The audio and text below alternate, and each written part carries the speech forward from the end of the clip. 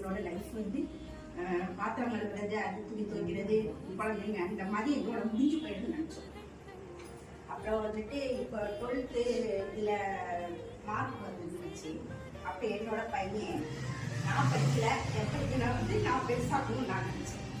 ஆனால் அவன் என்ன பண்ணி என்ன செலுத்தான், நம்ம அம்மா படிக்கல அப்படிங்கிற, எனக்கு எதுவும் தெரியாது அப்படிங்கிற மாதிரி என்ன ஒரு கம்பேர் பண்ணி அப்படி பேசுனான். இதனால நான் என்ன செய்யணும், என்னோட இதை திறமையை வளர்த்துக்கணுங்கிறதுக்காக சில முயற்சிகளை எடுத்தேன்.